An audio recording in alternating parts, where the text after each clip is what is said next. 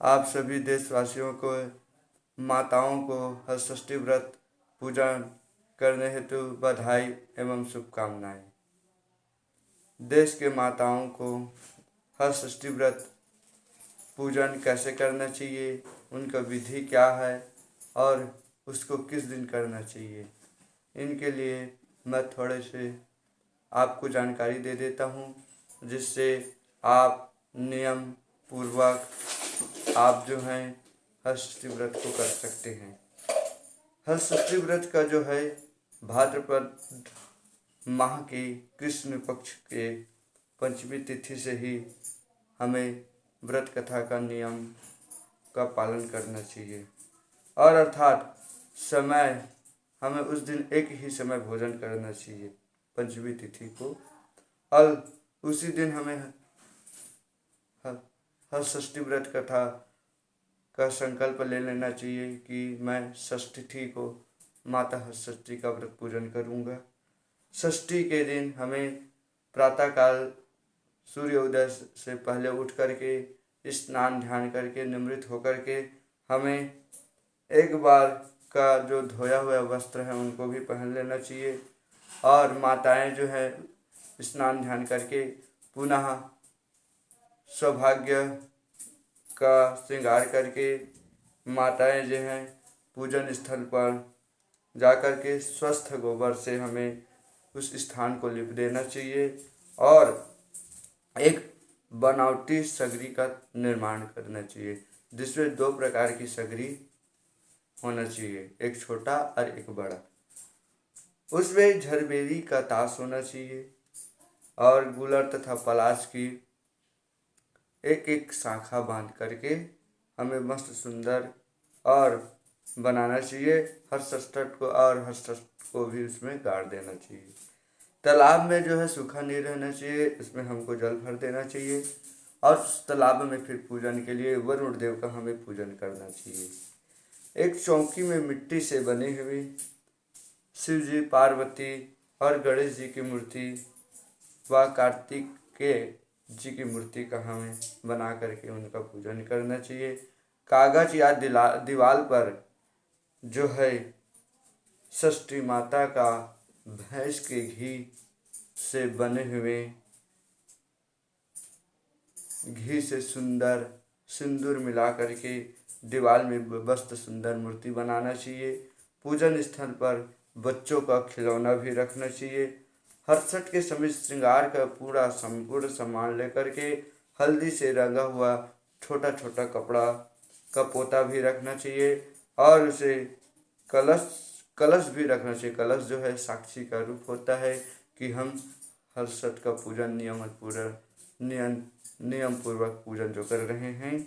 इसी प्रकार गौरी गणेश का प्रथम पूजा करना चाहिए, फिर नवग्रह का पूजा आ जाता है और सभी का पूजन करके पूजन में जो है विशेष ध्यान रखने योग्य बात है कि हमें पसहर का चावल का उपयोग करना चाहिए संपूर्ण पूजा में, और भैंस का ही दूध होना चाहिए, दही होना चाहिए, घी का ही उपयोग करना चाहिए।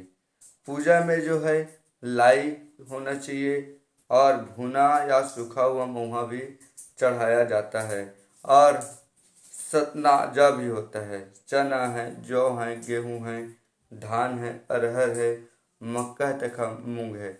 ऐसी मान्यता है कि इसको ना हमें होली के दिन जो है उसी में इसको होलिका में ही भूनने का विधान है। उनके बाद चढ़ाने के बाद होली का राख भी होना चाहिए, जो होली पर भुने हुए चने के होरा तथा जौ की बाले भी चढ़ाना चाहिए। तत्पश्चात कथा का श्रवण करना चाहिए। कथा श्रवण करने के बाद आरती करना चाहिए। आरती करने के बाद जो है उस सगरी जो हम बनाए हैं उनका परिक्रमा करना चाहिए। परिक्रमा करने के बाद ब्राह्मण को दक्षिणा दे करके ब्राह्मण भोजन भी कराना चाहिए और उनसे दक्षिणा दे करके प्रणाम कर आशीर्वाद प्रदान करना चाहिए और बड़े बुजुर्गों का भी आशीर्वाद लेना चाहिए। जिस दिन माताएं उपवास करती हैं उस दिन बड़े बुजुर्गों का भी आशीर्वाद उनको प्राप्त होना चाहिए। इस प्रकार जो है व्रत का संपन्न करना चाहिए। बच्चों को प्रसाद के रूप में धान का लाई, भुना हुआ चना, महुआ तथा चना, गेहूँ, अरहर आदि 6 प्रकार के अन्नों को मिला करके बांटे। तत्पर पूजन के बाद अपने संतान को पिट्ठ वाले भाग में कमर के पास पोता सगरी के जल में भिगो करके मारना चाहिए अपने बच्चे को आंसर से। उसके बाद उसको पोंछना चाहिए। तत्पश्चात हर षष्ठी व्रत के दिन हमको ध्यान रखने वाली विशेष बात है कि उस दिन हमको क्या क्या करना चाहिए जिससे हमारी पूजन जो है नियम पूर्वक सफलता हमको प्राप्त हो जाए। इस दिन मुँह की दातुन हमको करना चाहिए। भोजन बनाते समय चम्मच के रूप में जो मुँह का पेड़ की लकड़ी का उपयोग करना चाहिए। भोजन के दिन मुँह पेड़ के पत्ते का दोना पत्तल का भी उपयोग करना चाहिए। भोज्य पदार्थ में पचहर चावल, बिना हल जुते ही उगने वाला का भात, 6 प्रकार की भाजी सब्जी, भैंस का दूध, दही व घी, सेंधा नमक का भी उपयोग हम कर सकते हैं।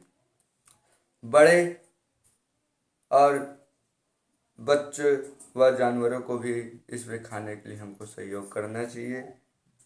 तत्पश्चात इस प्रकार जो है हम ये विशेष योग्य बातें हैं जो हमको करना चाहिए।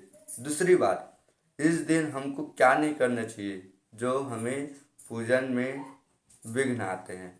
तो इसके लिए हमें ध्यान रखने वाली बात है कि उस दिन जो माताएं हैं हल से जुती हुई जमीन पे हमको नहीं जाना चाहिए, उस दिन बचना चाहिए। हल चले जूता हुआ जमीन जैसे अन्न है, फल है, साग सब्जी और अन्य भोज्य पदार्थों का भी हमें उस दिन सेवन नहीं करना चाहिए। उस दिन तामसिक भोजन को भी नहीं छोड़ना चाहिए, जैसे प्याज है, लहसुन का भी हमको प्रयोग नहीं करना चाहिए। और विशेष बातें जो हैं, गाय का जो घी है, दूध है, इनका भी हमको प्रयोग नहीं करना चाहिए।